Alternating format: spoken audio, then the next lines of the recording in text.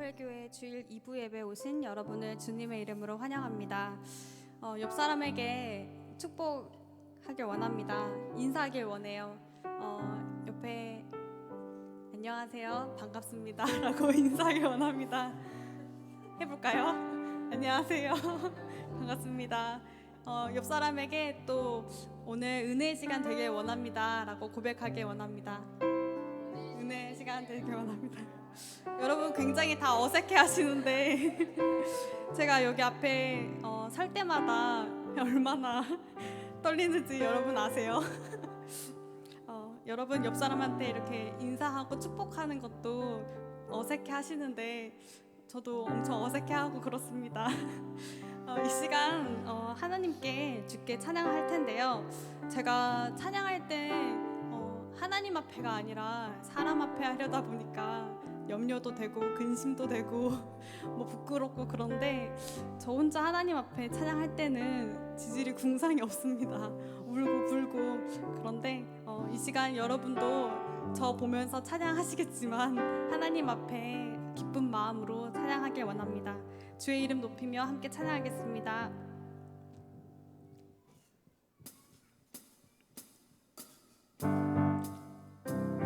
이 시간 박수 치면서 큰 소리로 하나님께 찬양하길 원합니다.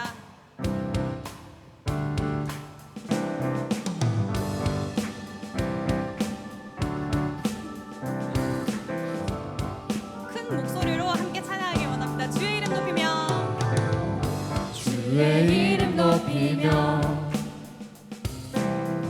주를 찬양하나이다. 나를 구하러 오신 주를 기뻐하나이다. 다시 한번 찬양하기 원합니다. 주의 이름 높이며 주의 이름 높이며 주를 찬양하나이다. 주를 찬양하나이다. 나를 구하러 오신 주를 기뻐하나이다. 하늘 영광 버리고 하늘 영광 버리고 이 땅 위에 십자가를 지시고 죄 사했네. 무덤에서 일어나 하늘로 올리셨네. 주의 이름 높이리. 이 시간 다시 한번 찬양할 텐데요. 여러분 더 큰 목소리로 박수 힘차게 치시면서 찬양하기 원합니다. 주의 이름 높이며 주의 이름 높이며 주를 찬양하나이다. 나를 구하러 오신 주를 기뻐하나이다. 하늘 영광 버리고 하늘 영광 버리고 이 땅 위에 십자가를 지시고 죄 사했네. 무덤에서 일어나 하늘로 올리셨네. 주의 이름 높이 하늘 영광 버리고 하늘 영광 버리고 이 땅 위에 십자가를 지시고 죄 사했네. 무덤에서 일어나 하늘로 올리셨네. 주의 이름 이 시간 높이 목소리로만 찬양하기 원합니다. 하늘 영광 버리고 하늘 영광 버리고 이 땅 위에 십자가를 지시고 죄 사했네. 무덤에서 일어나 하늘로 올리셨네. 주의 이름 하늘 영광 버리고 하늘 영광 버리고 이 땅 위에 십자가를 지시고 죄 사했네. 무덤에서 일어나 하늘로 올리셨네. 주의 이름 높이리.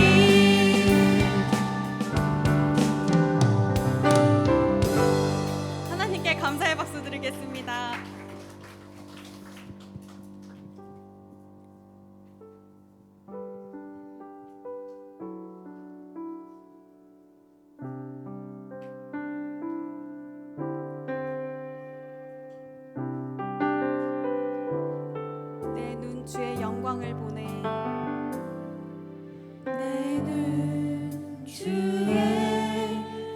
영광을 보내 우리 가운데 계신 주님 그 빛난 영광 온 하늘 덮고 그 찬송 온 땅 가득해 내는 주의 영광을 보내 주의 영광을 보내 찬송 가운데 서신 주님의 얼굴을 온 세상 향하네 권능의 발을 드셨네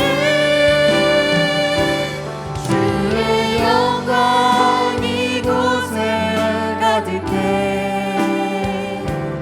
우린 선의 주님과 함께 찬양하며 우리는 전진하리 모든 열방 주 볼 때까지 우리는 세상 속에 상처 속에 염려 속에 살기 때문에 항상 치유가 필요합니다.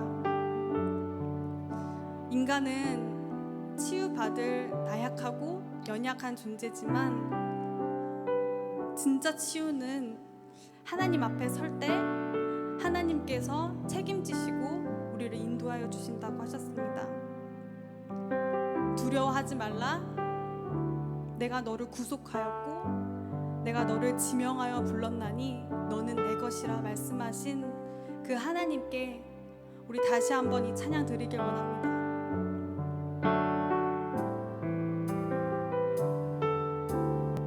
내 눈 주의 영광을 보내 내 눈 주의 영광을 보내 우리 가운데 계신 주님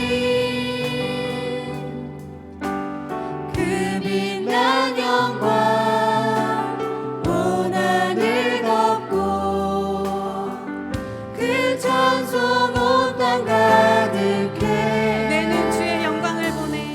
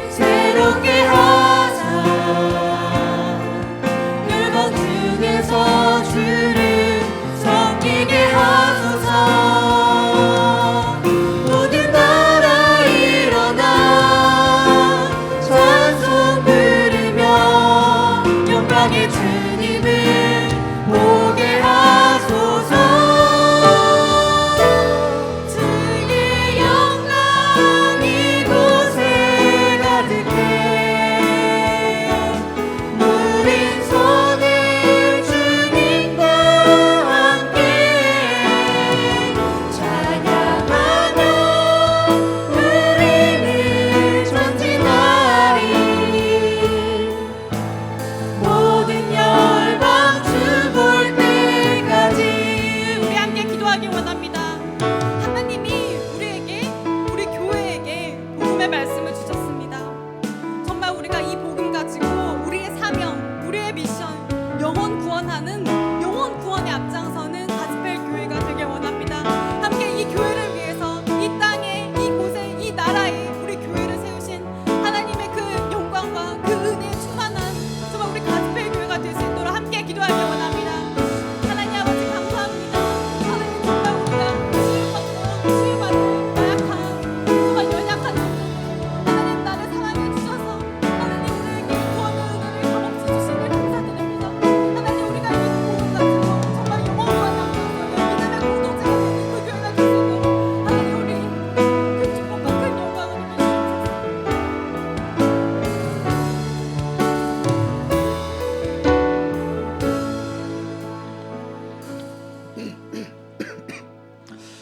오늘 우리가 이 귀하고 복된 이 주일 하나님의 성전에 나와 하나님을 예배할 때 오늘 우리의 마음에 예수님을 우리의 주인으로, 하나님을 우리의 왕으로, 우리의 구원자로 모시는 시간이 회복되기를 원합니다. 우리 다 같이 자리에서 일어나셔서 나의 하나님 함께 찬양하며 고백하기를 원합니다.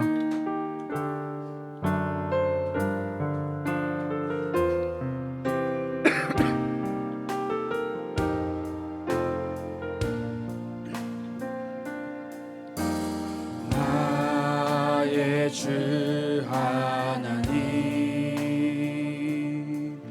내 사랑하는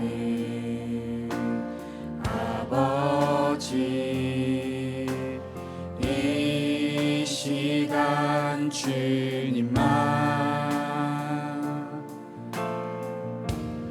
예배하. 우리 다시 한번 고백할까요? 나의 주 하나님, 나의 주 하나님, 내 사랑하는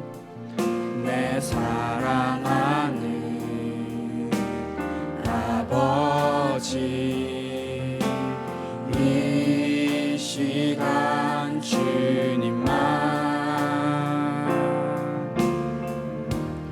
예배합니다.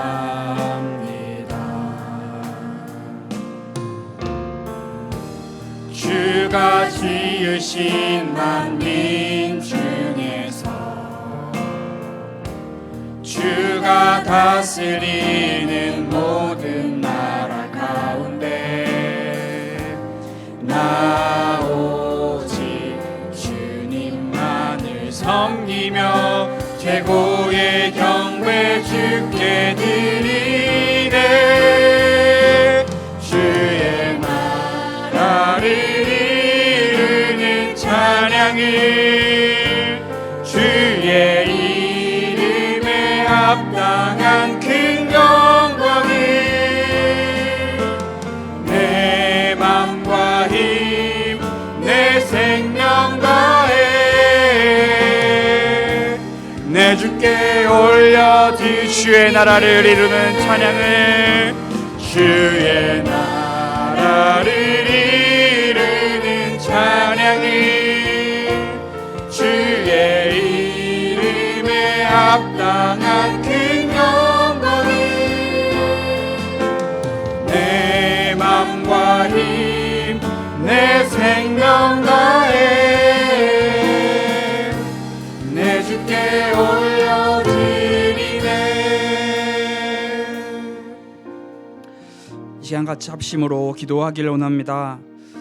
우리의 마음은 하나님을 떠난 그 순간부터 도저히 고칠 수 없는 그 아픔과 그 고통 가운데 빠져서 계속 살아갑니다. 하나님께서는 우리에게 참된 치유를 행하고자 하십니다. 그 참된 치유는 우리의 힘으로, 우리의 능력으로 행할 수 있는 것이 아니라 오직 하나님 앞으로 나아갈 때만 참된 치유가 일어남을 우리는 고백하기로 합니다. 이 귀하고 복된 주일 예배, 이 귀하고 복된 이 말씀 가운데 우리가 오직 하나님 앞으로 나아가기로 합니다. 하나님, 우리의 마음을 받아주시고 우리의 마음을 치유하여 주시고 우리의 마음을 다스려 주시고 우리의 마음을 고쳐주시옵소서. 우리 이 시간 같이 하나님 앞으로 나아가 간절히 기도하기로 합니다. 하나님 아버지 감사합니다.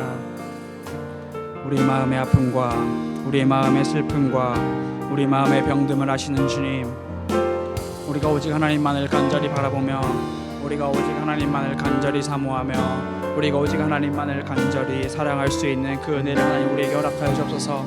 우리의 마음은 병들고 아프고 고통받는 우리의 삶임을 고백합니다. 주님, 이 시간, 이 예배의 시간에 하나님 앞으로 나가기로 합니다. 주님, 이 시간 오직 하나님 앞으로 나아가 우리의 마음이 참된 치유가 일어나고 참된 회복이 일어나고 우리의 마음이 참된 하나님 앞에서 다시 한번 살아날 수 있는 그 은혜와 그 힘을 하나님 우리에게 허락하여 주옵소서. 우리가 살아가는 우리의 모든 순간, 우리가 살아가는 우리의 모든 날들이 오직 하나님께 영광 돌려드릴 수 있는 그 날들이 될 수 있도록 하나님께서 우리를 인도하여 주시옵소서.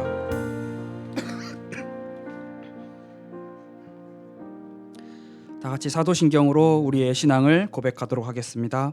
전능하사 천지를 만드신 하나님 아버지를 내가 믿사오며 그 외아들 우리 주 예수 그리스도를 믿사오니 이는 성령으로 잉태하사 동정녀 마리아에게 나시고 본디오 빌라도에게 고난을 받으사 십자가에 못 박혀 죽으시고 장사한 지 사흘 만에 죽은 자 가운데서 다시 살아나시며 하늘에 오르사 전능하신 하나님 우편에 앉아 계시다가 저리로서 산자와 죽은 자를 심판하러 오시리라. 성령을 믿사오며 거룩한 공회와 성도가 서로 교통하는 것과 죄를 사하여 주시는 것과 영원히 사는 것을 믿사옵나이다. 아멘. 찬송가 370장입니다.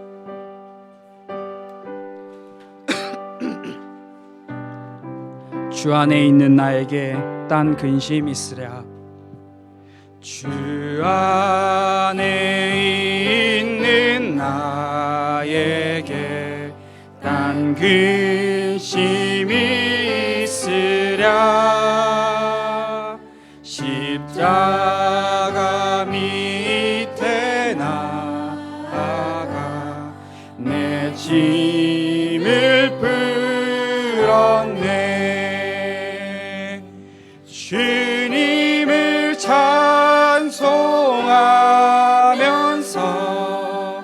할렐루야 할렐루야. 내 앞길 멀고 험해도 나 주님만 따라가리. 그 두려움이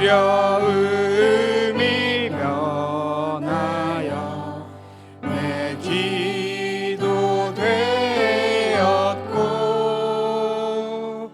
전날의 안숨 면하여 내 노래 되었네. 주님을 찬송하면서 할렐루야 할렐루야.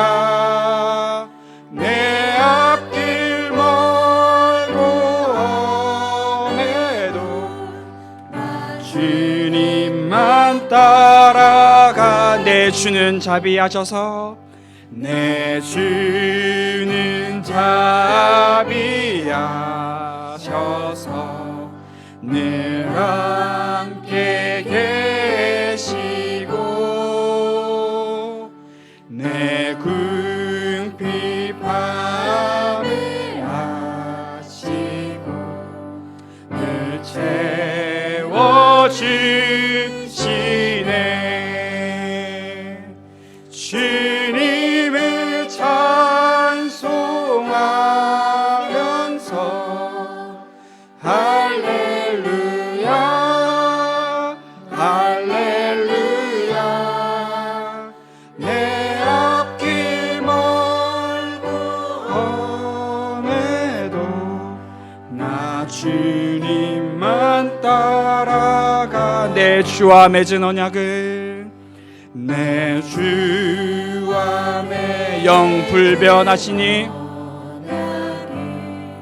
영 불변하시. 그 나라 가기까지는 그 나라 가기까지 늘 보호하시네. 늘 보호하시네. 주님을 찬송하면서 주님을 찬송하면서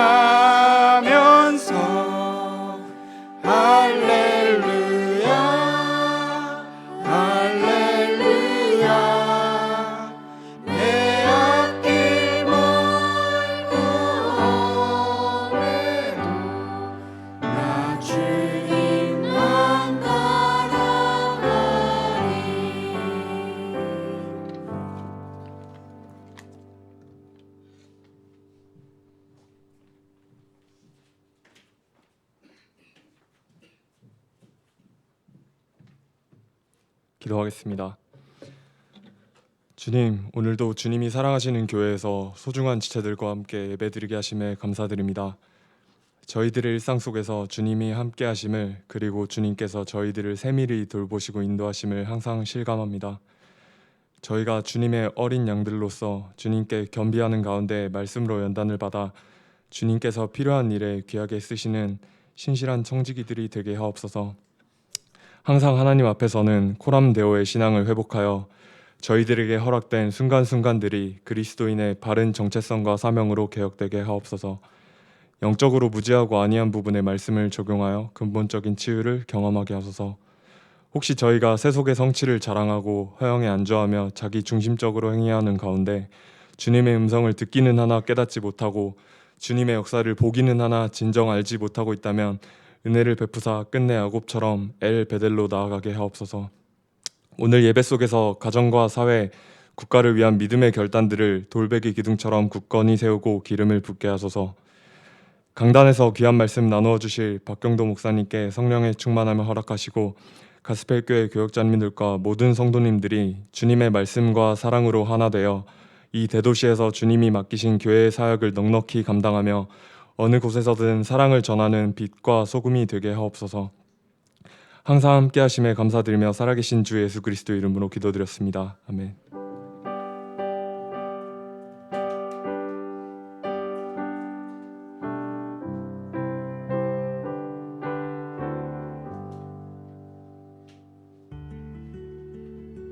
사람은 여러분 누구나 다 치유가 필요합니다. 모든 인간은 하나님을 떠나서 죄로 말미암아 상처를 가지고 있어요. 그게 모양이 드러날 뿐이지 본질적으로 모든 인간은 영적인 상처를 다 가지고 있어요. 사람은 이런 본질적인 치유가 반드시 필요해요. 하나님이 저에게 엄청난 복음을 주셨어요. 그렇죠? 이 복음은 작은 복음이 아니에요. 십자가의 복음이에요. 우리 인생을 뒤바꾸는 복음이고 한 나라를 살릴 수도 있고 가문을 살릴 수도 있는 은혜의 복음이에요. 그런데 제 고집과 아집, 어떤 치유되지 않는 제 영혼의 상태, 제 삶의 상태 때문에 이 복음을 여러분에게 또 이 시대 젊은이들에게 전하지 못하면 내가 은퇴할 때 땅을 치고 이 교회는 저를 위한 교회가 아니고요, 제가 꿈을 펼치는 교회가 아니잖아요. 제 사업처가 아니잖아요. 그러면 저는 빨리 갱신해야 되는 거예요. 하나님 앞에 서고 말씀 앞에 서니까 진짜 치유라는 게 일어나더라고요. 진짜 치유는 내가 하나님 앞에서 서는 거예요. 하나님이 우리에게 말씀을 통해서 반드시 이루어야 될 어떤 우리 개개인에게 주신 사명들, 미션들이 있는데 우리가 혹시 갱신하지 못하고 치유를 받지 못해서 놓치고 있는 건 아니에요. 병든 상태로, 자기가 아픈 줄도 몰라요. 아픈 상태로 상처 속에서 계속 그냥 사는 거예요. 여러분, 우리는 우리에게 굉장히 축복이라고 생각하던 것들이 오히려 우리를 파멸로 몰아가는 경우가 있고요, 반대로 우리가 생각했을 때 굉장히 저주라고 생각하는 것들이 오히려 우리를 축복으로 인도하는 경우가 있어요. 사람들은 젊을 때 마음대로 살면 행복할 것이라고 생각하는데 절대 그렇지 않죠. 왠 줄 아세요? 영적인 세계가 있다는 사실을 망각하기 때문에. 어떻게 되죠, 그 결과가? 그런 삶은 잘 사는 것 같지만 공허함과 근심과 염려가 떠나지 않는, 여러분 영적인 세계가 있다는 걸 믿으십니까? 우리가 천국의 배경을 가지고 신앙생활 한다는 사실을 여러분 믿는다면 여러분 권세를 사용하셔야 돼요. 예수의 이름으로 헬때라야 사단이 벌벌 떤다니까. 우리의 이름으로 소용없다니까. 내 의가 아니라니까. 이 하나님의 말씀이 순종이 되고 지켜지는 삶이 될 때라야 하나님이 그 말씀을 통과해서 주시겠다고 약속하신 신령한 복, 하나님 주시는 축복, 기업, 그걸 맛볼 수 있는 거예요. 그 말씀을 지키는, 하나님을 경외하는 신앙생활, 그게 율법입니까 여러분? 사랑과 공의는 하나예요. 어떻게 하면 영적으로 승리할 수 있을까? 말씀을 지키는 삶을 살 수 있을까? 매일 하면 돼요. 넘어지면 일어나서 또 하고, 넘어지면 일어나서 또 하고, 가요 믿음의 길을. 가는 사람이 승리하는 거예요. 못 이겨요. 여러분 매일 성경을 읽고 묵상하십시오. 성경 한 장 읽고 묵상하는 삶을 살아보십시오. 성령 하나님께서 여러분 삶에 찾아오셔서 치유하실 것입니다. 여러분 담대히 복음 전한 꿈을 꾸시고 그 사명을 감당하기 위해서 여러분 삶을 내어놓으십시오. 그럼 반드시 여러분 삶은 축복으로 바뀌게 될 것입니다. 그게 이사야서의 약속입니다. 우린 이걸 꿈꾸고 도전해야 되지 않겠습니까? 좀 수치스럽고 창피하지만 내 영적인 상태를 갱신하고 고치고 내가 치유를 받아서 하나님이 함께 하시는 삶, 복음이 충만하게 넘치는 가정, 은혜가 넘치는 가정, 그거 우리 해야 됩니다. 우리 교회가 그런 교회가 되기를 꿈꾸고 여러분의 헌신과 여러분의 사모함과 같이 기도를 부탁을 드리는 것입니다. 나의 찬송이 되고 예수 그분만. 네, 오늘 하나님께서 우리에게 주시는 말씀은 에스겔 33장 7절부터 9절 말씀입니다. 에스겔 33장 7절부터 9절 말씀입니다. 제가 대신하여 봉독해 드리겠습니다. 인자야, 내가 너를 이스라엘 족속의 파수꾼으로 삼음이 이와 같으니라. 그런즉 너는 내 입의 말을 듣고 나를 대신하여 그들에게 경고할지어다. 가령 내가 악인에게 이르기를 악인아 너는 반드시 죽으리라 하였다 하자.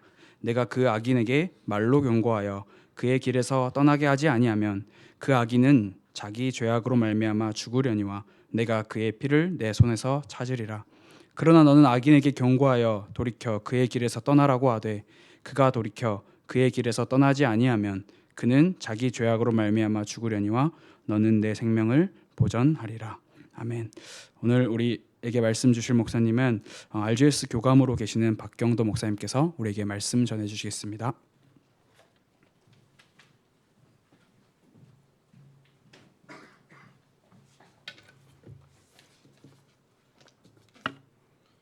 기도하겠습니다. 아버지 하나님 감사합니다. 하나님께서 우리를 영적인 파수꾼으로 부르시고 또 우리에게 사명 주시고 이 천명을 감당하기에 두려움 없고 부족함 없게 세밀하게 성령으로 인도해 줄 믿습니다. 이날에도 하나님 말씀을 붙잡고 내가 여호와임을 그들로 알게 하는 그 일에 우리 인생 전체가 온전히 드려지기를 소망합니다. 하나님 홀로 영광 받아 주옵시며 우리 모든 권속들에게 말로 할 수 없는 은혜를 허락해 주옵소서. 믿고 감사를 드립니다. 예수 그리스도 이름으로 간절히 기도합니다. 아멘. 파수꾼의 정체성이라는 제목으로 하나님 말씀을 함께 상고해 보도록 하겠습니다. 파수꾼이라고 했을 때 여러 가지 이야기를 할 수 있겠지만 구약 성경에서 또 하나님 말씀에서 나오는 파수꾼이라 했을 때는 크게는 이제 몇 가지 특징들이 있습니다. 하나는 뭐냐면 지키는 자입니다. 가장 중요한 요충지를 제대로 지키고 그 속에서 어떠한 현장에서 일들이 일어나는지 제대로 버티고 서서 지키는 자이고, 또 한 가지는 이는 그 현장에서 단순하게 자리만 차지하는 사람이 아니라 주목하여 보는 자입니다. 어떤 현상이 일어나고 무엇이 어떻게 변화되어지는지를 거기에 딱 버티고 서서 중요한 것을 주목하여서 볼 수 있는 자입니다. 마지막으로 그렇게 그치는 것이 아니라 어떤 중요한 자리에서 중요한 것을 보고 나 개인의 유익 혹은 그 가정의 유익을 위해서만 어떤 일들을 하는 것이 아니라 그가 받은 사명, 그가 지켜야 될 전체를 위해서 마지막 때에는 강력하게 외치는 자입니다. 또 전달하는 자입니다. 적군이 쳐들어왔다 혹은 이런저런 문제와 사건이 일어났다 하면서 그것을 외치다 죽는 사람이 바로 파수꾼입니다. 그래서 저와 여러분이 어떤 현장에 스탠드 딱 서 있어서 그리고 제대로 보는 겁니다. 그리고 그 속에서 분명하게 입술을 벌려서 담대하게 선포하는 자가 바로 파수꾼입니다. 오늘 본문에 나오는 인물은 에스겔입니다. 에스겔이라고 하는 이 인물이 실제로는 선지자이기보다는 그 에스겔 개인도 그렇고 그 가정과 가문의 배경은 제사장 계열입니다. 제사장의 지파에 있는 사독 지파에 있는 제사장 지파의 유력한 사람입니다. 그런데 쉽지가 않은 일들이 일어났습니다. 왜 쉽지가 않은 일들이 일어났냐면 제사장이 일을 하고 제사장이 사역을 감당하는 곳은 그냥 일반적인 가정이 아닙니다. 제사장은 이런저런 사건과 사고가 일어난다 할지라도 그가 있어야 될 현장은 주의 성소입니다. 성전에서 맡은 임무가 있는 겁니다. 근데 큰 문제는 뭐냐면 그 성소가 거의 해파되거나 망하게 되었습니다. 또 내가 그 성소에서 일을 감당해야 하는데 그것도 마침 아마도 1장 1절에 보면 두 가지 의미로서 해석해 볼 수 있는데, 하나는 사독의 지파의 제사장의 후손으로서 그가 제사장의 역할을 제일 감당할 때가 만 30세부터 50세까지의 역할입니다. 그러면서 돌아가면서 하면서 어떤 대제사장의 역할도 하게 되는데 나이 30이 되어서 드디어 제사장의 직무를 감당해야 될 바로 그 순간에 성전은 없는 겁니다. 없다기보다는 환경과 조건이 그것을 충족하지 않는 겁니다. 출사표를 던지고 뭔가 역할을 해야 될 가장 중요한 현장과 시기에 왔음에도 불구하고 할 수가 없는 겁니다. 하고 싶어도 할 수가 없는 때가 열려진 겁니다. 그게 어느 때냐면 바로 지금인 겁니다.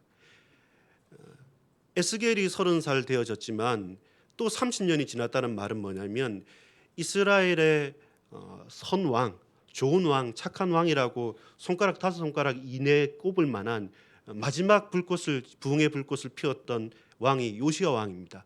이 요시야 왕이 어려서부터 왕이 되어져서 어떤 사건과 사고를 거치고 마지막 최고의 영적인 부흥의 가도를 갖고 한 때가 2차 부흥의 날이었습니다.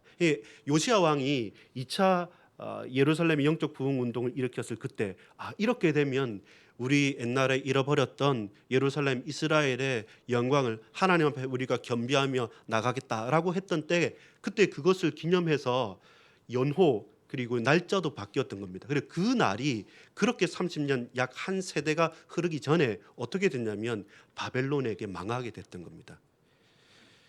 요시야 왕의 2차 부흥 운동의 30년 그리고 내가 출사표를 던지고 드디어 나의 역할을 감당해야 될 제사장의 역할을 감당해야 될 나이 30이 됐던 에스겔에게 있어서 성전은 없습니다. 왜 없냐면 5년 전에 이미 바벨론이 예루살렘을 포위하고 거기에서 포로를 끌고 나갔던 겁니다. 지금 예루살렘 아직 있습니다. 성전도 있고 거기서 왕도 있습니다. 근데 그것도 참 왕은 아닙니다. 왕이 바뀌고 18살 된 요야긴 왕이 왕에 올라갔는데 석 달도 채 되지 않아서 바벨론이 딱 지켜보고 있다가 그 왕과 그 귀족들과 사람들을 대거 데리고 와서 저 바벨론으로 포로를 끌고 가는 겁니다. 그게 바벨론 포로 시대가 되는 겁니다. 그렇게 왕창 옮겨가서 이제 그로부터 약 5년이 흐른 그때 거부할 수 없는 하나님의 말씀이 에스겔에게 임한 거죠. 나의 지파, 나의 천명이라고 할 수 있는 제사장 역할을 해야 되는데 나는 이미 포로로 그 왕과 함께 끌려와서 늘 이 갈대아 땅에서 그발강가 앞에서 저 예루살렘 향해서 바라보면서 어떻게 살아야 되느냐 고민과 걱정하는 그 수많은 유대인들과 함께 있으면서 할 수 있는 게 단 하나도 없을 때 하나님의 말씀이 그에게 임한 겁니다. 이스라엘의 직분을 보면 왕이 있지 않습니까? 왕은 통치자입니다. 그래서 사무엘 선지자에게 이스라엘 백성들이 우리도 왕을 주십시오, 우리도 왕을 주십시오 할 때마다 사무엘 선지자도 그랬고 하나님께서도 그 이스라엘 백성들에게 너희가 왕을 정말로 아느냐? 내가 너희의 왕이지 않느냐라고 말씀했음에도 불구하고 그들은 그것을 거부합니다. 왜냐하면 이 이스라엘 주위에 보면 많은 사사들이 일어나고 다 있었지만 강력한 통치자가 없었기 때문에 애굽도 그렇고 그 주위에 일어나는 열강들도 그렇고 아무래도 왕이 있어야지 구심점이 생겨서 통치를 잘해서 우리 이스라엘도 힘있게 가보겠다라고 했지만 이스라엘 전 역사 열왕기를 다 역대기를 다 찾아봐도 괜찮은 왕은 단 한 명도 없습니다. 늘 그 왕의 통치 때문에 군림하는 왕 때문에 부역을 하게 되어졌고 어려움과 고통이 사실상은 더 많았습니다. 그래서 한편에서는 힘 있는 권력을 가진 통치자고 어쩔 때는 그 나라를 보호해주고 안위해주는 것처럼 보이지만 백성들의 삶에 있어서 왕이라는 것은 늘 좋았던 적은 그렇게 많지가 않습니다. 선지자는 어떤 역할이냐면 선지자는 말 그대로 하나님의 말씀을 받아서 그것을 이스라엘 백성들에게 전달하는 역할이지 않습니까? 근데 말씀을 받아서 전달할 때 사실 잘한다 좋은 말도 3번 4번 들으면 식상해지는데 주로 선지자가 하는 말이 어떤 거냐면 지적을 하는 겁니다. 너희가 이렇게 살면 안 된다, 이렇게 살면 망한다, 그 우상 숭배에서 돌이키라, 돌아오라, 이것에서 바꿔야 된다, 늘 마음을 겸비하라, 새롭게 하라. 맞는 말이지 않습니까? 맞는 말인데 그걸 계속 말하니까 어떻게 됩니까? 받는 사람의 입장에서는 늘 찔림이 되는 겁니다. 그가 깨우치는 자기 때문에 그래요. 깨우치는 자기 때문에. 근데 제사장의 임무라는 것은 인정을 하는 겁니다. 뭐냐면 모두 다 우리 죄인이다는 겁니다. 대속죄일의 대제사장이 그 민족의 죄를 위해서 한 번 들어갈 때도 그 자신을 위해서 번제를 드리고 들어가게 될 수밖에 없으니까요. 그래서 나도 이 일을 하지만 우리 모두가 하나님 앞에 범죄하였고 항상 하나님께 나가야 된다. 그래서 그걸 대신 짊어지고 나가는 역할을 하니까 사실상 제사장은 위로자의 역할입니다. 그래서 인기 있기는 왕은 두려워하는 존재이고 실제로 선지자는 성경 전체를 봐서 그렇지만 인기 있는 선지자는 몇 되지도 않습니다. 늘 입 바른 소리를 하니까 늘 찔림이 되니까 맞는 말인데 범접하기 힘든 사람이고, 제사장 지파는 늘 주위에 있고 드러나지 않으면서 항상 잘못들을 가져서 늘 하나님께 나갈 때 그들이 도와주는 역할을 하니까 실제로는 제사장 지파들은 위로자 역할들을 많이 했고 그래서 백성들의 위로를 해줬던 사람입니다. 근데 그렇게 돼서 하나님 앞에 섰는 에스겔인데 제사장의 역할도 할 수도 없고 이스라엘 나라에서 포로로 끌려왔고 지금 풍전등화와 같이 예루살렘도 까딱까딱하고 넘어가고 있단 말입니다. 그때 나는 뭘 해야 되느냐? 사실상 아무것도 할 수 없는 겁니다. 근데 하나님께서는 바로 그때 에스겔을 부르시는 겁니다. 오늘 에스겔서 1장에 보면 이렇게 말씀합니다. 1절부터 3절까지 보면 30째 해 넷째 달 초닷새에 내가 그발 강가 사로잡힌 자 중에 있을 때에 하늘이 열리며 하나님의 모습이 내게 보이니 여호야긴 왕이 사로잡힌 지 5년 그달 초닷새라. 갈대아 땅 그발 강가에서 여호와의 말씀이 부시의 아들 제사장 나 에스겔에게 특별히 임하고 여호와의 권능이 내 위에 있느니라. 이것이 에스겔의 첫 번째 그의 소명인 것입니다.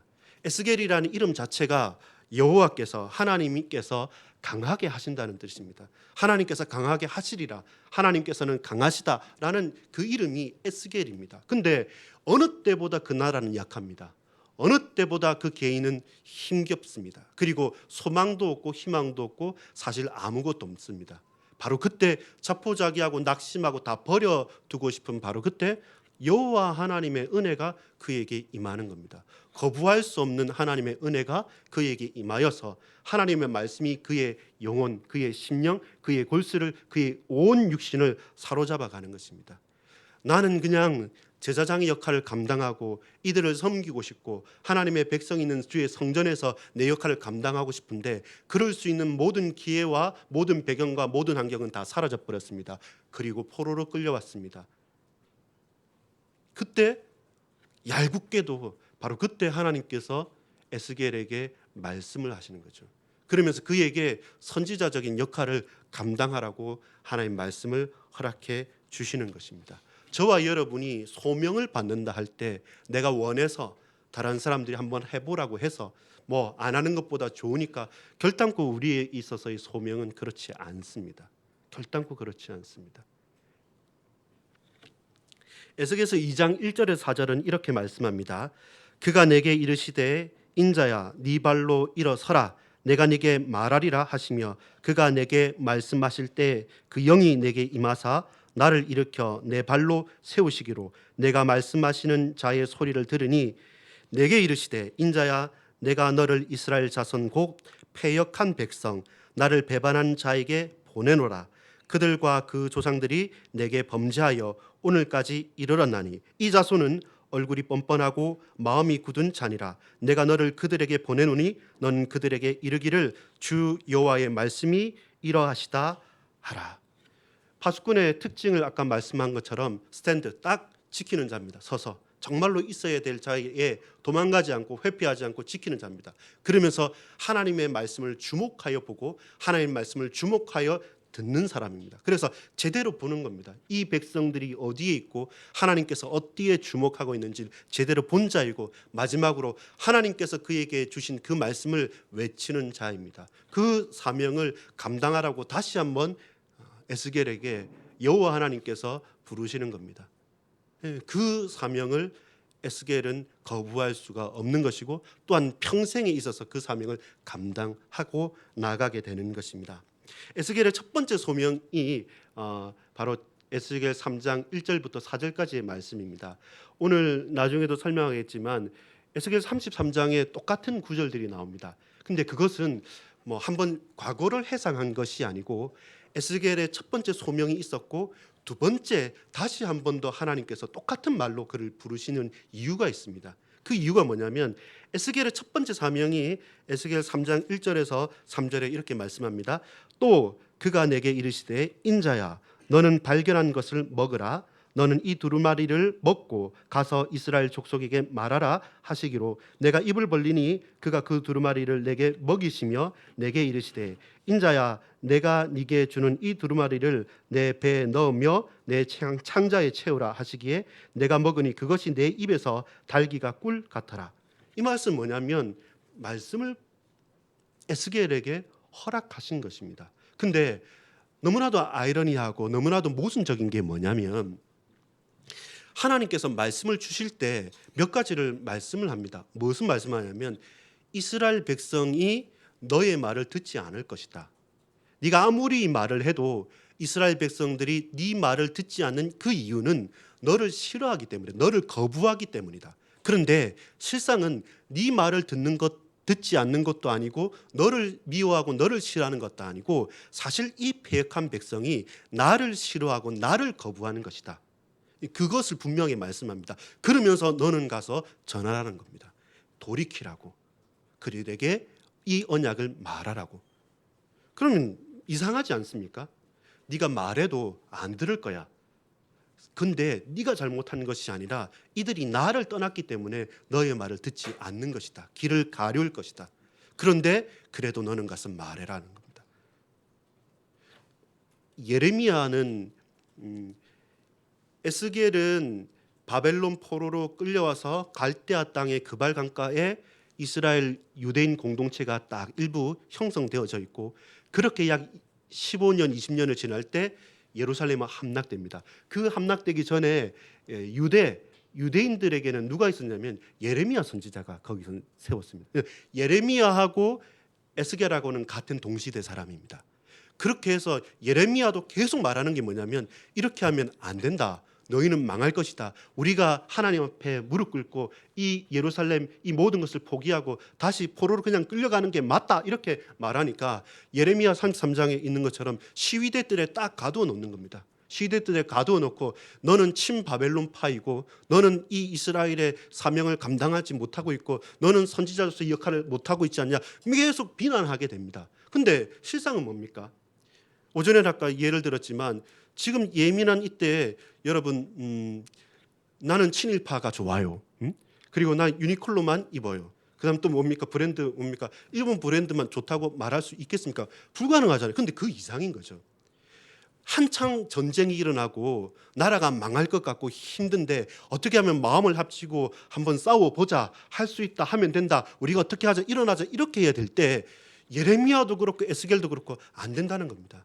하나님께서 너희에게 돌이키라고 말씀하고 하나님께서 너희에게 다시금 회복하라고 말씀하지만 그런데 이스라엘은 망할 거고 망해야 되고 더 망해야 되고 더 망해야 된다고 말할 때 누가 인기가 있겠습니까? 누가 그걸 받아들일 수 있겠습니까? 그런데 결국은 그 에스겔에게 말씀이 임하고 난 다음에 약 한 11년 후에는 예루살렘 성전까지 완전히 망하게 되는 거죠.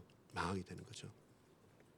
그렇게 나누어져 있는 현장인 겁니다. 그때 하나님께서 말씀하신 게 그겁니다. 이들은 절대로 안 들을 거다. 그런데 너는 가서 전해라. 너는 가서 전해라. 그것이 가능한 이유가 뭡니까? 어떻게 그것이 가능할 수 있고 어떻게 우리가 하나님께서 나를 부르셨다는 소명에 대해서 아멘으로 화답할 수 있겠습니까? 그게 3장 1절부터 4절까지의 답이기도 합니다. 하나님의 말씀이 나에게 임하여서 그게 환상입니다. 그게 상징입니다. 근데 그 말씀 두루마리를 이게 어떻게 먹습니까 하는데 그걸 먹었더니 그게 또 먹여집니다. 그걸 목구멍으로 삼켰습니다. 내 뱃속에 들어오고 창자에 소화가 되니까 그 말씀이 다른 사람이 몰라주고 내 가족이 인정하지 않고 내가 감당할 수 있는 환경도 조건도 아무것도 없는데 그 말씀이 내게 임하고 나니까 이것이 그 어떤 것과도 비교할 수 없는 가장 큰 기쁨이 되어지고 행복이 되어지고 감사가 되어지고 축복이 되어서 그 무엇과 바꿀 수 없는 최고의 송이꿀보다 더 단 것이 내게 와 있는 겁니다. 그러면 100번, 1000번, 10,000번을 말해도 그가 몰라도 오케이인 겁니다. 왜? 하나님께서 내게 주신 그 은혜가 너무나도 커서 그 모든 부분들이 사실상 나에게는 문제가 되지도 않고 조건이 되지도 않는 겁니다. 그것이 천명입니다. 그것이 소명입니다. 그것이 사명입니다. 그렇게 에스겔은 파수꾼으로 부름을 받은 것입니다. 하고 싶어서 하는 것이라고 한다면 하기 싫은 때는 그건 안 해야 되지 않습니까? 그럼 소명은 아닙니다. 좋아 보여서 다른 사람이 원해서 지지해서 한다면 그러면 여론이 바뀌면 하지 말아야 되지 않습니까? 그렇다면 그것은 소명은 아닙니다. 저와 여러분이 어떠한 현장, 어떠한 조건에서도 그것과 상관없이 나 스스로가 거부하고 싶을 때라 할지라도 되어질 수밖에 없는 그것. 그 하나님의 말씀이 내게 임한 그 한 번의 체험이지만 이것이 앞으로 평생을 살아가는 모든 만남과 사건들, 일들 속에라도 답이 되어지고 힘이 되어지고 비교할 수 없는 지극히 큰 기쁨이 되어지고 하나님의 영광이 되어진다면 그게 살아가시는 겁니다. 살아내시는 겁니다. 거부할 수 없는 은혜가 내게 있기 때문에 다른 모든 것들은 잠잠해지는 겁니다. 그 이전에는 이것도 생각나고 저것도 생각나고 이것도 눈에 밟히고 저 소리도 들리고 많은 것을 고려해야 되는데 하나님의 은혜가 내게 지극히 큰 역사가 내게 임하고 나서 보니까 그것이 간단한 겁니다. 아주 심플한 겁니다. 잠잠해지는 겁니다. 그것이 하나님께서 나에게 허락하신 소명입니다. 저와 여러분을 그렇게 부르셨습니다. 두 번째입니다.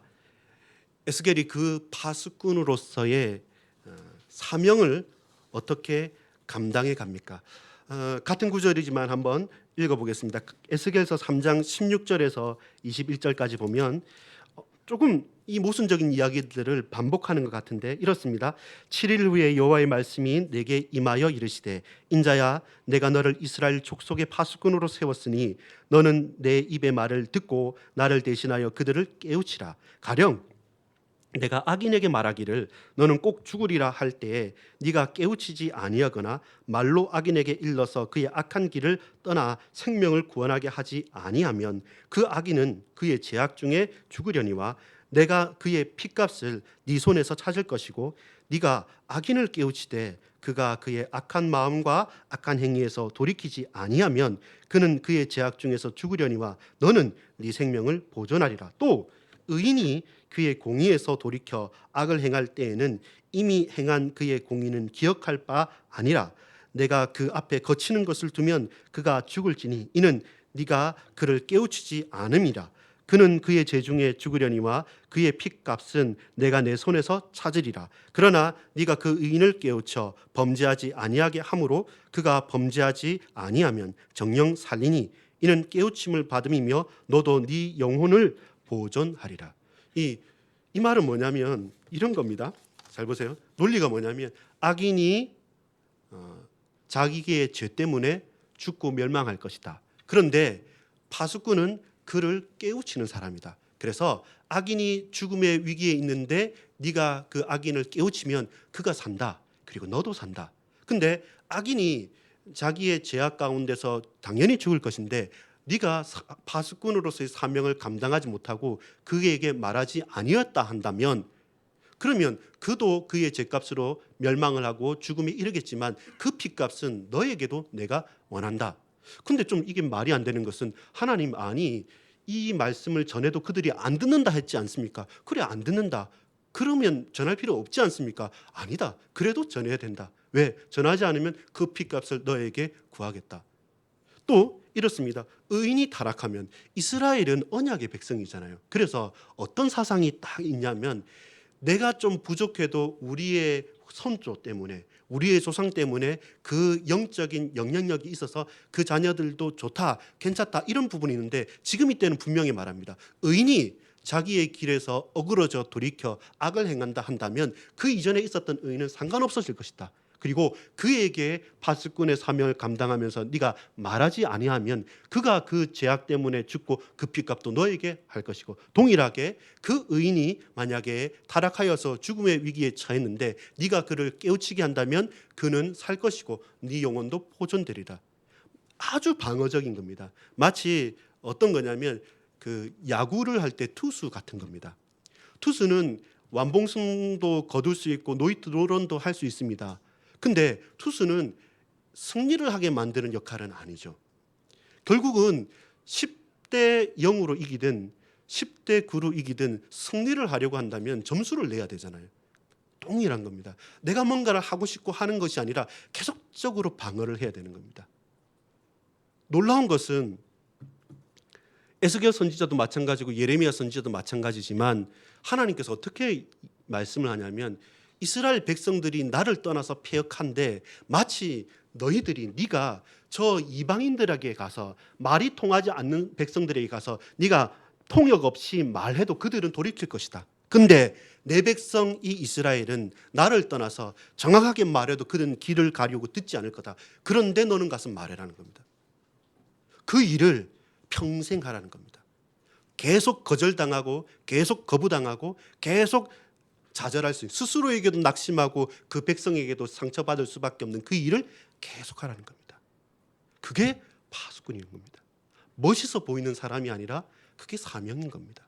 근데 어떻게 이 일을 무엇으로 계속해야 되느냐 할 때 아까 말씀한 대로 하나님께서 나를, 하나님께서 그를, 하나님께서 우리를 부르셨다고 하는 소명에 대한 분명한 이유가 있을 때만 그 사명이 감당이 되어지는 겁니다. 어떻게 그 사명을 감당합니까? 첫 번째는 나를 지키는 영적 파수꾼이 되는 것이 첫 번째입니다. 결국 두려워할 일들과 염려할 일들과 걱정할 일은 너무나도 많습니다. 빌립보 4장 6절 7절의 말씀에 그렇지 않습니까? 아무것도 염려하지 말라고 했는데 아무 모든 것들이 염려할 거리입니다. 내 생각, 내 마음, 내 뜻 혹은 주위 환경, 조건, 일들 그 어떤 것 하나도 두려워할 수밖에 없고 염려, 근심, 걱정에 쏟을 수밖에 없는 환경들이 많이 들어차 있습니다. 그래서 두려워하지 말라 말씀하는 겁니다. 그래서 염려하지 말라 말합니다. 왜 그렇습니까? 나 스스로도 다 파악할 수 없는 그 모든 일들 속에서 모든 지각에 뛰어난 하나님의 평강이 그리스도 예수 안에서 우리의 마음과 생각을 지켜야 되기 때문에 그렇습니다. 하나님께서 저와 여러분을 지키시면, 하나님께서 우리의 현장을 지키시지 않으신다면 그 어떤 무엇으로도 바꾸어낼 수가 없는 겁니다. 이 의인, 이 악인, 이 이스라엘 모든 백성들, 결국 하나님께서 그들에게 말하지 아니하시면 나 스스로도 그들 개인도 결단코 지킬 수 없구나. 그래서 내가 사는 길은 누가 사는 길입니까? 전부 다 그렇습니다. 에스겔이 사는 길은 다른 길이 아닙니다. 그가 깨우쳐 돌이킬 의인이든 그가 깨우치지 못할 악인이든 그가 어떤 사람이든 악인이든 의인이든 깨우쳐서 돌이키든 돌이키지 않든 파수꾼으로서의 사명은 그들에게 계속 말해야 되는 겁니다. 그게 내가 사는 길입니다. 저와 여러분의 자녀와 우리의 현장과 우리의 몸된 교회에서 우리가 사는 길, 내가 사는 길은 다른 것이 아닙니다. 나 한 몸만 거스리고 나 한 몸만 잘 먹고 잘 살고 결단코 그렇게 우리는 단독적으로 설 수가 없습니다. 결국 내가 사는 길은 주의가 사는 길입니다. 그가 의인이든 그가 악인이든 상관없이 모든 사람이 모든 사람에게 모든 조건에서 그들에게 계속적인 언약의 말씀이 흘러가서 결국에는 그가 그에게 전달되어지면서 나도 살고 그도 사는 겁니다. 그것이 자신을 지키는 길입니다. 자신을 지키는 길입니다. 두 번째, 그 영적 파수꾼으로서의 사명은 이렇게 개인들이 지켜지고 또 응답을 받다 보면 교회를 세우는 파수꾼으로 되는 겁니다. 에스겔 선지자 에스겔서에 50번 이상 말하는 두 구절이 있는데 하나는 뭐냐면 여호와의 말씀이 내게 임하여 이르시되, 이게 50번 이상 나오는 겁니다. 동일하게 그와 대칭적으로 나오는 50번 이상 나오는 구절은 그들이 내가 여호와인 줄 알리라. 그들이 내가 여호와인 줄 알리라. 하나님의 말씀이 선포되어지고 그 선포되어진 하나님의 말씀을 통해서 그들이 내가 여호와인 줄 알리라. 이것이 계속적으로 전파되어지는 겁니다. 그러면서 결국은 뭐냐면 교회가 세워지는 것입니다. 우리가 읽었던 본문은 서론적인 부분에서 말씀드릴 때 두 번째 소명 장면이라고 말씀드렸죠. 왜 동일한 것을 두 번째 말하냐면 첫 번째 소명은 뭐였냐면 이스라엘의 심판을 말하는 거예요. 이스라엘은 완전히 망한다. 거기에 대한 소명을 받은 겁니다. 그게 1장 1절부터 24장까지 되는 겁니다. 그리고 뭐 길게 하자면 32장까지 되는 겁니다. 그게 뭐냐면 이스라엘이 철저하게 망한다는 말을 예루살렘에서는 예레미야가 계속 말했고 포로로 끌려가서 그발강가 앞에서 바벨론에서는 갈대아 지방에서는 계속적으로 에스겔이 망한 겁니다. 근데 실제로 망해버렸어요. 철저하게 해파됩니다. 그리고 다 이제는 옮겨져서 말 그대로 이제는 포로가 다 되었습니다. 그게 쉬운 겁니다. 그게 쉬운 거겠습니까? 그게 약 20년이나 동일한 말을 지속적으로 한 겁니다. 그렇게 예루살렘이 함락되고 나서 하나님께서 어떻게 말씀하시냐면 에스겔한테 두 번째 그 소명을 하기 전에 25장부터 32장까지는 주변 나라에 대한 멸망을 말하는 거예요. 이스라엘은 이렇게 멸망당한다. 그리고 뭐 두로, 시돈, 에돔, 암몬, 그다음에 애굽, 이집트까지 주위에 계속 있었던 그 나라들에 대한 멸망까지 또 말합니다. 그러면서 어떻게 말하냐면 이스라엘이 나를 떠나서 흔들렸다. 그때마다 나는 애굽을 이렇게 세우고 에돔, 암몬, 모압, 아수르를 이렇게 세워서 너희들을 정신 차리게 했다. 근데 이스라엘이 이제는 정신 차리려고 한다. 그때 이집트 너는, 애굽 너는 왜 이스라엘 건드렸냐? 너도 멸망당해라. 아쭈 너는 왜 그때 그랬지? 너도 멸망당해라. 이렇게 사실상 우리가 봤을 때는 부지깽이 채찍의 역할을 한 이방 나라까지 다 멸망을 선포하고 그리고 33장 이후에 이제는 이스라엘의 완전한 구원과 완전한 회복을 선포하는 것이 에스겔의 두 번째 소명이 되는 겁니다. 그 첫 번째 영적 파수꾼으로서의 소명을 감당하지 못하고 그것을 회피하고 거기에 직면하지 못했다고 한다면 그 두 번째 소명의 장면은 요원한 것입니다. 나타날 수 없는 것입니다. 저와 여러분이 감당해야 될 사명이 그것입니다. 완전히 멸망합니다. 맞습니다. 그러나 그것으로 끝이냐? 우리가 사생자가 아니고 저와 여러분 하나님의 백성이 아니라고 한다면 모르겠지만 하나님께서 당신의 백성을 향한 완전한 멸망과 완전한 새로운 축복을, 구원을 분명하게 예비하시고 우리를 부르신 것입니다. 그래서 어떻게 됩니까? 결국은 저와 여러분이 개인을 지키고 저와 여러분 하나님의 언약을 감당해 나가는 그것이 어떻게 교회를 세워가는 길입니다. 디모데전서 3장 15절에 보면 만일 내가 지체하면 너로 하여금 하나님의 집에서 어떻게 행하여야 할지를 알게 하려 함이니 이 집은 살아계신 하나님의 교회요 진리의 기둥과 터니라 크도다 경건의 비밀이요 그렇지 않다 하느니 없도다. 교회가 이 집은 그 하나님의 말씀의 진리의 터와 기둥으로서의 역할을 하면서 결국은 든든히 세워질 수밖에 없는 겁니다. 단순하게 예루살렘 성전이 회파되어졌다. 그 남아있는 돌덩어리 몇 개 가지고 되는 것이 아니라 하나님께서는 허물기도 하시고 하나님께서는 세우기도 하시는 분이기 때문에 그렇게 우리의 사명을 감당해 갈 수 있는 겁니다. 완전한 멸망의 심판의 예언 그리고 완벽한 구원과 회복에 대한 심판이 우리에게 허락되어져 있는 겁니다. 그걸 어디에서 볼 수 있습니까? 에스겔서 47장 1절에서 12절까지 보면 성전 문에서 나오는 성전 문지방에서 세미하게 흘러져 나왔던 에스겔의 성전 문지방 물의 환상이 있습니다. 그 비유가 있습니다.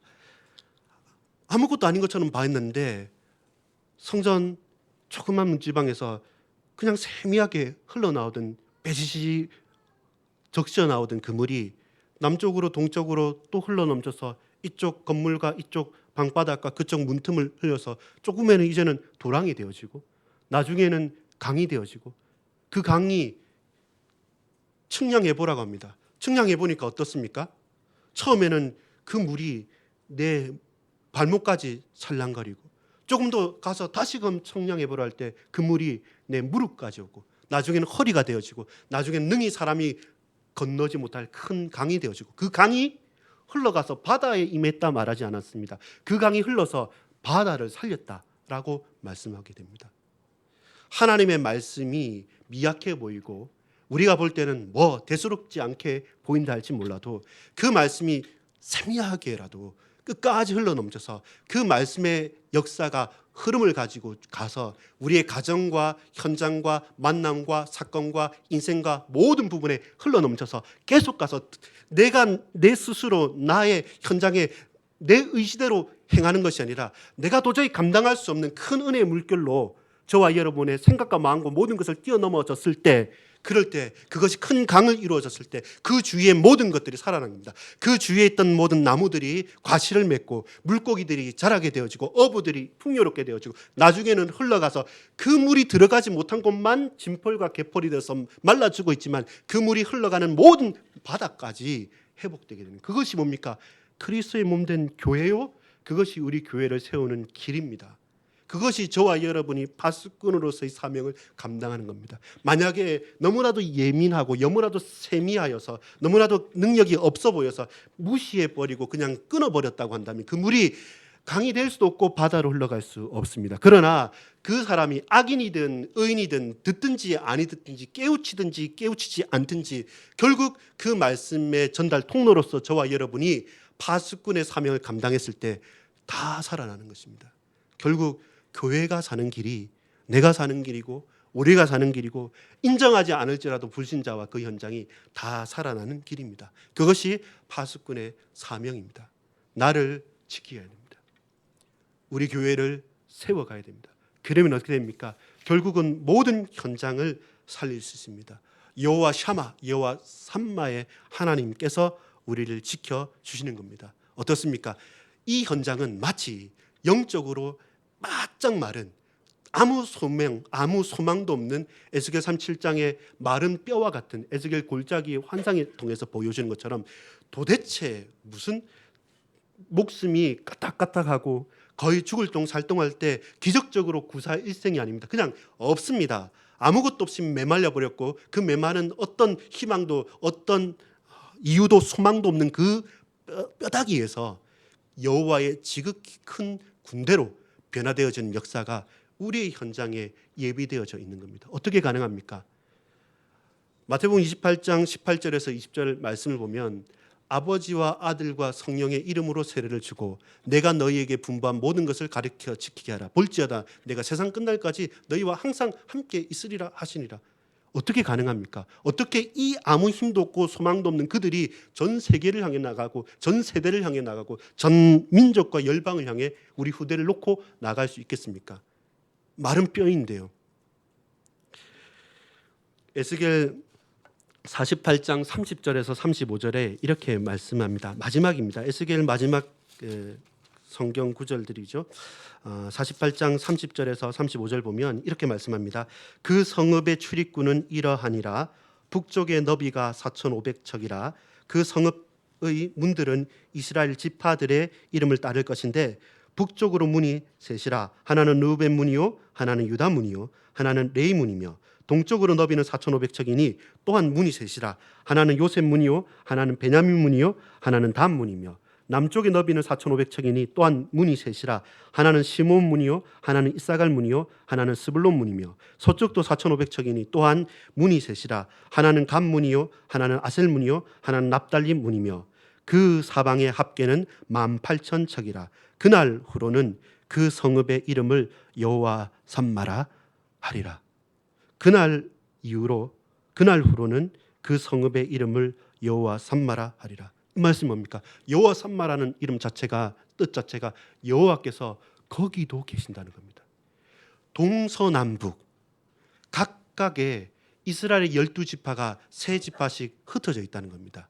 무슨 말이냐면 우리가 교회로만 축소되거나 우리 가족으로만 축소되거나 우리 개인으로만 축소되거나 끼리끼리 그냥 내 마음 맞는 사람들만 축소되지 않는다는 겁니다. 사방팔방으로 동서남북으로 전후좌우로 과거, 현재, 미래로 하나님께서 당신의 백성들을 여호와 삼마로 흩으시는 겁니다. 내가 너희와 함께 거기에도 있을 거다. 왜 거기는 없다고 하고, 왜 이곳은 안 된다고 하고, 왜 저곳은 된다고 하고, 이것은 내가 할 수 있다고, 이것은 내가 할 수 없다고 하냐? 결단코 그렇지 않다. 북쪽으로도 문이 있고, 남쪽으로도 문이 있고, 동쪽으로도 문이 있고, 서쪽으로도 문이 있다. 그 이스라엘 지파들이 다 흩어져 있다. 우리는 아니라 하지만 그들은 영적으로 흩어진 이스라엘 지파요, 당신의 백성이요, 너희의 형제 자매다. 그래서 그 현장으로 가라는 겁니다. 그래서 만방을 향해서, 열방을 향해서, 만민을 향해서 땅 끝까지 갈 수 있는 이유가 바로 거기 있습니다. 여호와 삼마의 하나님, 하나님께서 거기도 계시기 때문에 그렇습니다. 우리가 현장을 정복하고 현장을 살려야 될 당위성의 이유가 바로 거기 있습니다. 하나님께서 관심이 없으시거나 하나님께서 그것을 버려두시거나 하나님께서 거기에 계시지 않는다면 우리 또한 그곳에 관심과 생각을 둘 필요가 없습니다. 그러나 전후 좌우 동서남북 모든 것에 당신의 나라와 당신의 백성과 당신의 자녀들을 흩으셨고 그들을 살리고 그들을 깨우치는 그 역할이 영적인 파수꾼으로서의 저와 여러분의 역할이기 때문에 그렇습니다. 우리의 사명이 무엇입니까? 나를 지키는 겁니다. 저와 여러분의 사명이 뭡니까? 교회를 세우는 겁니다. 결국 우리가 왜 이 땅에 헌신하면서 일하면서 아등바등 이를 악물면서 살아가고 있습니까? 온 땅이 전후좌우 전 사방이 여호와 삼마의 하나님께서 바로 그 현장, 답이 없다고 하는, 우리 가정은 안 된다고 하는 바로 그곳에, 우리 직장과 내 현장은 소망이 없다고 하는 바로 그곳에도 내가 거기에 있다라고 말씀하기 때문에, 그것 때문에 너를 파수꾼으로 내가 보냈다 말씀하시기 때문에 그렇습니다. 그 응답과 그 은혜를 놓고 에스겔이 영적 파수꾼으로서의 사명을 감당한 겁니다. 결론적인 부분입니다. 근데 쉽지 않은 부분을 말씀드리고 싶습니다. 파수꾼으로서의 천명입니다. 이 소명과 사명을 지속적으로 일평생 감당함에 있어서 과연 이것이 하나님께서 나에게 허락하신 소명과 사명과 천명이 맞느냐 할 때 저와 여러분 고백해야 될 게 에스겔서 24장입니다. 24장 전체를 보면 좀 더 설명을 드리겠지만 오늘 제가 준비된 본문 에스겔서 24장 24절로 27절 말씀을 보겠습니다. 이같이 에스겔이 너희에게 표징이 되리니 그가 행한 대로 너희가 다 행할지라. 이 일이 이루어지면 내가 주 여호와인 줄을 너희가 알리라 하라 하셨느니라. 이게 에스겔서를 거의 이제 시작과 끝을 마무리하는 구절입니다. 인자야, 내가 그 힘과 그 즐거워하는 영광과 그 눈이 기뻐하는 것과 그 마음이 간절하게 생각하는 자녀를 데려가는 날, 곧 그날에 도피한 자가 내게 나와서 네 귀에 그 일을 들려주지 아니하겠느냐. 그날에 네 입이 열려서 도피한 자에게 말하고 다시는 잠잠하지 아니하니라. 이같이 너는 그들에게 표징이 되고 그들은 내가 여호와인 줄 알리라. 그 24장 1절부터 그 14절까지 보면 녹슨 가마, 이렇게 녹슨 가마에 대한 또 비유가 나옵니다. 어떤 비유냐면 이제 그 고기들을 딱 삶아서 먹으려고 하는데 그 가마, 그 큰 가마 자체가 엄청 녹이 슬고 때가 찐땅 있단 말입니다. 그래서 이 고기하고 이렇게 먹고 해도 이게 안 좋으니까 나중에는 어떻게 하면 좋을까 싶어서 계속 불을 떼서 그 가마 자체를 녹일 정도까지 불을 뗐는데 그래도 그 녹슨 가마에서 찌꺼기가 오염된 물질이 떨어지지가 않는 겁니다. 그래서 그건 버림을 당했다라고 하는 게 비유였고 환상이었습니다. 그러면서 갑자기 어떻게 하냐면 에스겔에게 말씀을 합니다. 15절에 24장 15절에 보면 여호와의 말씀이 또 내게 임하여 이르시되 인자야, 내가 네 눈에 기뻐하는 것을 한번 쳐서 빼앗으리니 너는 슬퍼하거나 울거나 눈물을 흘리거나 하지 말며 죽은 자들을 위하여 슬퍼하지 말고 조용히 탄식하며 수건으로 머리를 동이고 발에 신을 신고 입술을 가리지 말고 사람이 초상집에서 먹는 음식물을 먹지 말라 하신지라. 18절에 내가 아침에 백성에게 말하였더니 저녁에 내 아내가 죽었으므로 아침에 내가 받은 명령대로 행하매. 이 일입니다. 천명이라는 것이 분리되는 것은 아닙니다. 천명이라고 했을 때 내가 원하는 것을 취하고 원치 않은 것을 피할 수 있는 것은 아닙니다. 24장 24절 말한 것처럼 이같이 에스겔이 너희에게 표징이 되리니 그가 행한 대로 너희가 다 행할지라 이 일이 이루어지면 내가 주 여호와인 줄을 너희가 알리라 하라 하셨느니라. 에스겔의 인생 자체가 표징인 겁니다. 이스라엘이 망한다. 이스라엘은 망하고 나는 살고 우리 가정은 온전하고 그렇지 않습니다.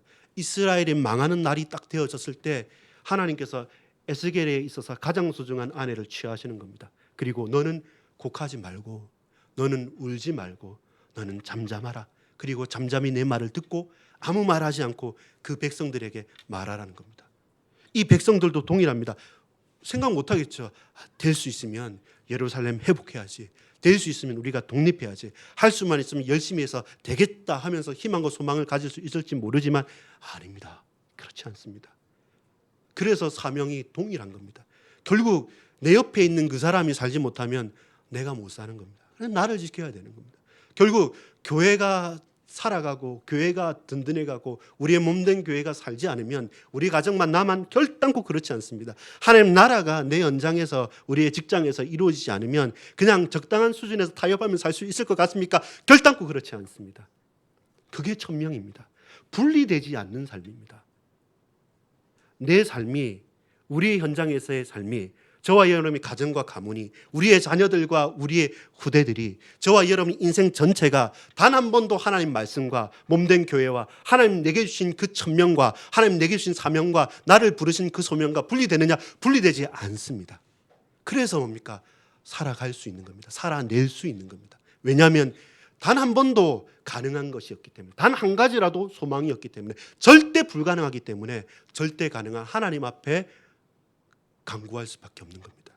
그렇구나. 내가 살아있는 것도 우리 가정에서 이 삶을 영위하는 것도 오늘도 이 연장에서 이 몸된 교회에서 내가 예배할 수 있는 것도 그냥 몇 주 전과 이번 주와 다음 주가 아니라 이 하루의 이 삶도 하나님께서 강한 손으로 붙들어 주지 않으신다면 그 자연스러워 보이고 당연해 보이는 그 하나라도 나는 살 수 없구나. 그것이 나를 부르신 이유구나. 이것이 나에게 허락하신 천명이구나. 그리스도 예수 안에서 저와 여러분을 영적인 파수꾼으로 부르셔서 나를 지키고 교회를 세우고 현장을 살리라고 말씀하셨습니다. 그것이 가능한 지속 가능한 이유는 하나님께서 나를 부르신 그 소명이 그 어떤 것과 비교할 수 없는 은혜이기 때문에 그렇습니다. 여러분 부모님 믿지 마십시오. 여러분 자녀들 의지하지 마십시오. 사역자나 누구나 사람 의지하지 마십시오. 왜냐하면 언제나 저와 여러분 과거를 돌아보십시오.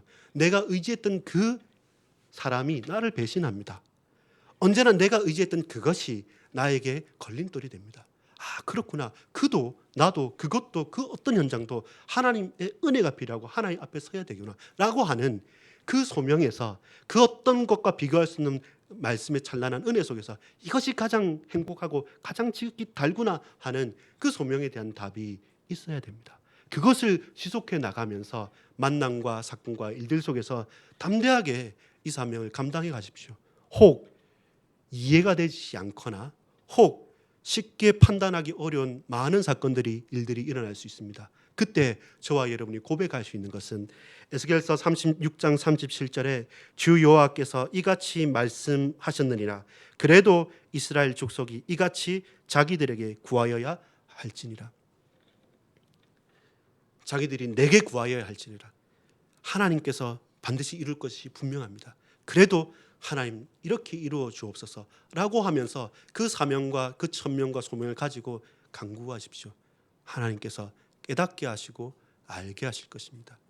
우리를 영적인 파수꾼으로 부르신 여호와 하나님, 그 주님께 우리 인생을, 우리 몸된 교회 앞으로의 모든 사역의 걸음들을 하나님께서 주장하여 주시고 또 그것을 전적으로 의탁할 때 주께서 새로운 문들을, 새로운 은혜들을 열어줄 줄 확신합니다. 말씀 붙잡고 우리 같이 한번 기도하겠습니다.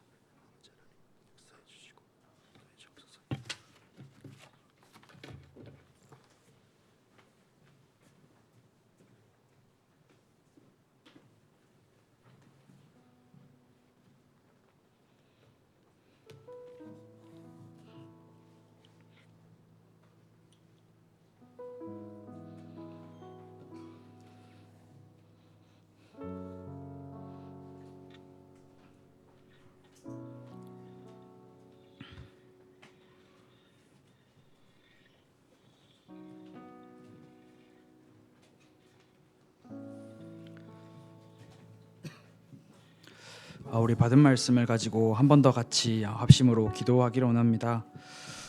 우리의 삶과 우리의 인생과 우리의 눈앞에 보이는 모든 것들이 막막하고 캄캄하고 우리 힘으로 아무것도 할 수 없다고 할 때 우리가 의지해야 할 대상은 여호와 하나님이심을 이 시간 같이 고백하며 우리 말씀을 묵상하시면서 함께 합심을 한 번 더 같이 기도하기를 원합니다.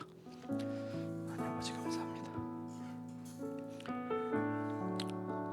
우리의 삶과 우리의 가정과 우리의 가는 모든 그 순간마다 그곳에 계신 하나님을 우리가 믿습니다.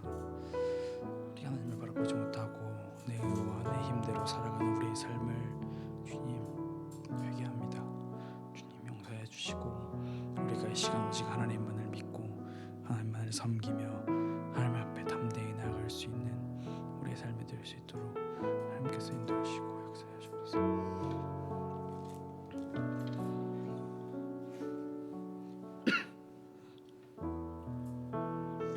우리 시간 받은 말씀을 생각하시면서 다 같이 자리에서 일어나셔서 우리 찬양으로 고백하기를 원합니다.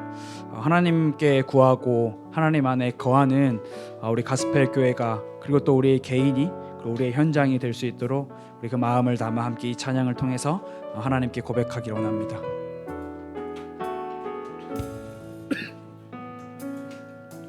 나의 안에 거하라 나는 내 하나님이니 모든 환난 가운데 너를 지키는 자라 두려워하지 말라 내가 널 도와주리니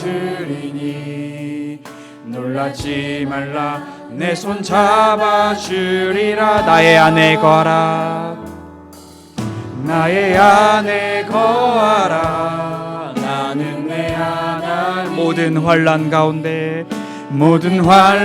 가운데 너를 지키는 자 두려워하지 말라 내가 널 도와주리니 놀라지 말라 내 손 잡아주리라 내가 너를 지명하여 불렀나니 너는 내 것이라 너의 하나님이라 내가 너를 보배롭고 존귀하게 여기노라 너를 사랑하는 내 여호와 내가 너를 지명하여 불렀나니 너는 내 것이라 너의 하나님이라 내가 너를 보배롭고 존귀하게 여기노라 너를 사랑하는 내 여호와라 내가 너를 지명하여 불렀나니 너는 내 것이라 너의 하나님이라 내가 너를 보배롭고 존귀하게 여기노라 너를 사랑하는 내 여호와라 목사님 나오셔서 축복 기도해 주시겠습니다.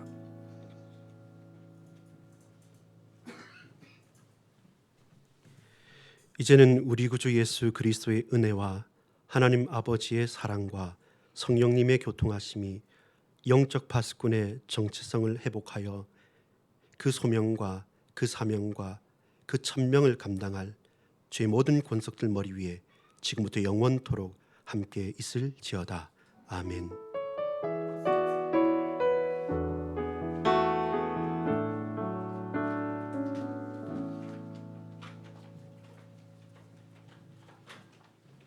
네, 몇 가지 광고 드리겠습니다. 현재 새가족 교육이 19-6기가 진행되고 있습니다. 새가족들과 새가족 교육을 위해서 많이 기도해 주시면 감사하겠습니다. 오늘 주일 예배는 RGS 교감으로 섬기고 계시는 박경도 목사님께서 인도해 주셨습니다. 저희 교회 홈페이지나 블로그 혹은 유튜브에 올라가시면 메시지 영상이 올려져 있습니다. 담임 목사님께서 현재 미국 LA 지역 그리고 샌프란시스코 지역에서 우리 RCA 미국 RCA 팀장 훈련을 진행하고 계십니다. 목사님을 위해서 기도해 주시고 이번 주에 이제 돌아오시는 일정까지 같이 함께 기도로 동참해 주시면 감사하겠습니다. 그리고 결혼식 안내가 있습니다. 김무연 그리고 이성일 청년이 이번 주 토요일 대구 마가다락방 교회에서 결혼을 하게 됩니다. 혹시 같이 기도해 주시고 마음 담아서 함께 가실 분들은 미리 말씀해 주시면 감사하겠습니다. 그리고 각 지역마다 지교회가 개강되어서 진행되고 있습니다. 위에 화면에 나온 것과 그리고 또 주보에 지교회의 시간과 장소가 기재되어 있는데요. 혹시 함께 하시고 싶으신 분들께서는 각 담당자나 교육자들에게 문의를 해주시면 자세하게 안내를 해드리도록 하겠습니다. 네, 오늘 주일 예배는 이렇게 마쳤습니다. 현장에서 승리하시고 그리고 금요 찬양 예배 그리고 다음 주 주일 예배 때 뵙도록 하겠습니다. 감사합니다.